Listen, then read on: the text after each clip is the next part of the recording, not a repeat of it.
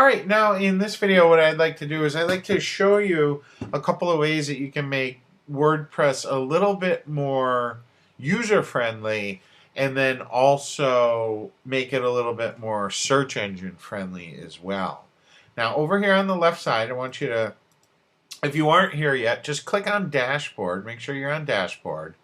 And over here on the left-hand side, go all the way down to the bottom and you're going to see a link named Settings. And what I'd like you to do is I'd like you to click on the settings. Okay, and then the first settings that we're going to come to are going to be the general settings.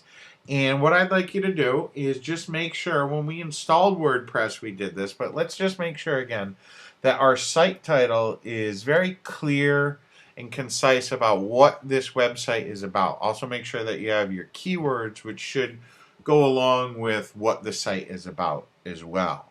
So you can see my website is on a WordPress demo site, so I've named it my WordPress demo site. And then my tagline is demo website for WordPress. Pretty simple. Below that you're going to see the URL as well as the site address.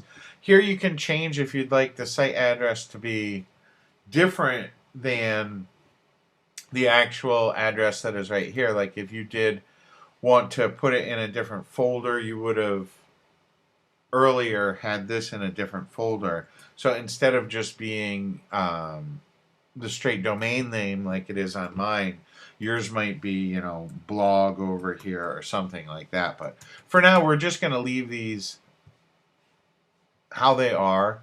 Make sure that your email address is correct.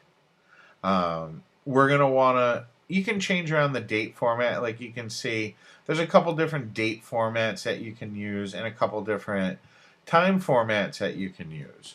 So you're going to just want to, if there's anything in here that you do want different, if your email address is different, make sure that you go ahead and click on Save Changes. And I'll go ahead and do that right now. Okay, and you'll see up top, it's going to tell you that the settings have been saved. Now, the next one that we can click on is we can click on the writing. There really isn't too much to do here.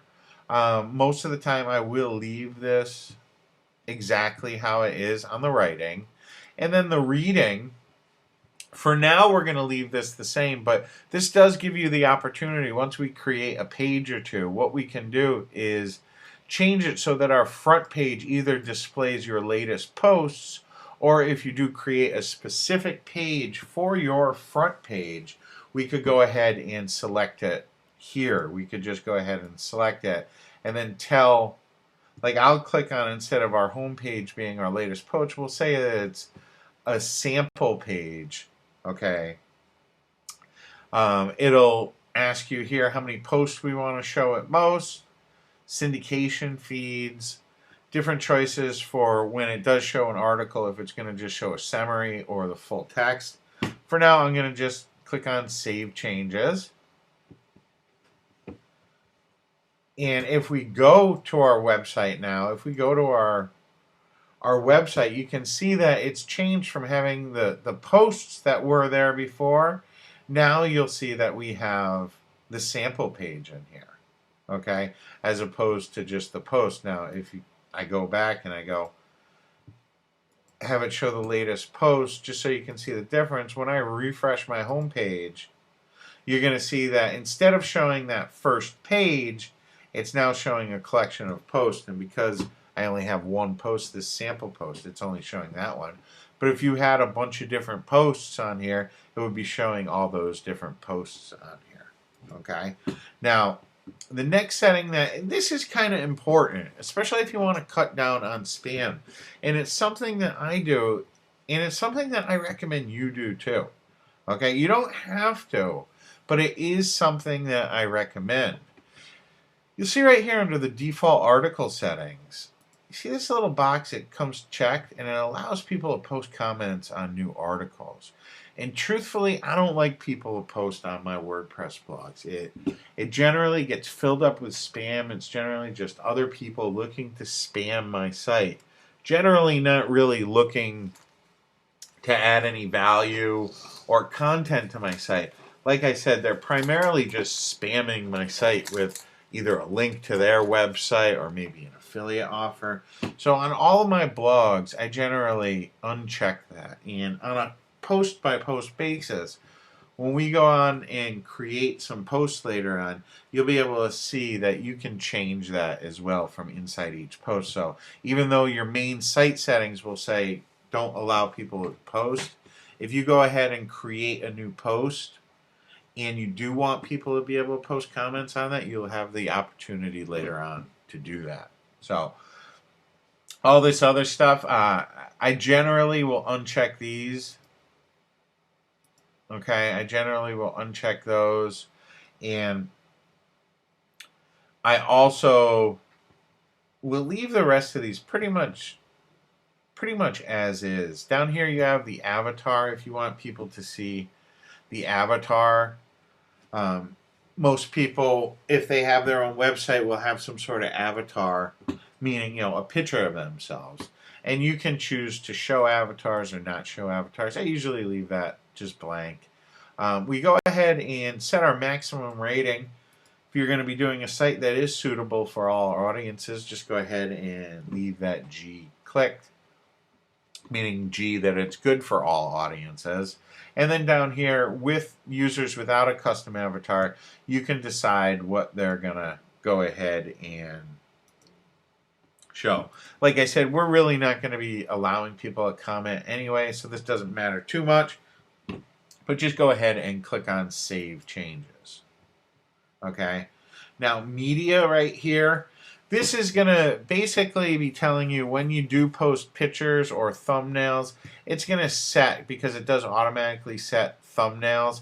You can choose what size that you want them to be.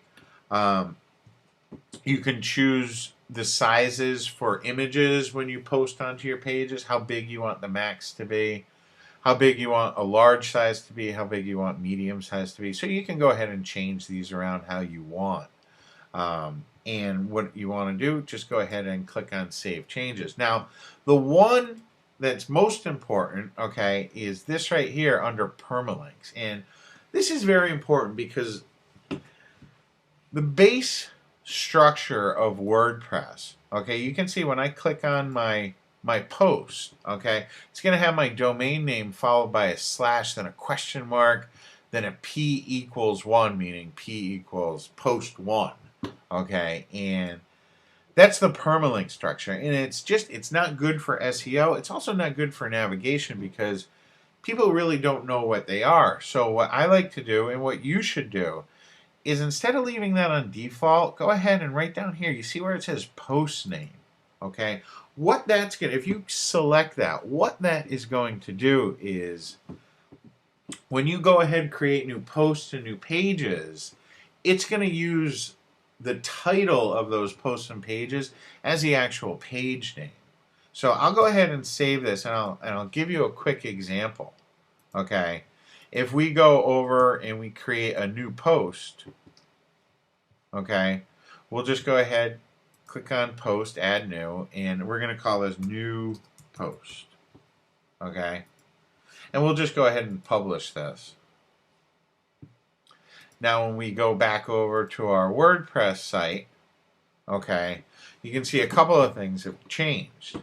Because I have changed my permalink settings to this post name, okay, what's happened is, first off, this first sample post is no longer P equals 1. It's called Hello World, and it's grabbing that right from the title of the page. And you can see, we'll go back to the home page here, and you can see with our new post that I just created, if I click on New Post, you'll see that it says New Post. And that really is good for search engine optimization, because search engines, they do look at the content of a page to help, determine what the page is about. So if you can leave that, or rather check that over to post name, you're just going to have a much better structure on your site. It's going to be clearer, easier to navigate, and all around it's going to do better in the search engine. So make sure you go ahead, click on post name, save those changes, and those are pretty much it as far as the basic configuration settings on your WordPress site. So I will see you in the next video.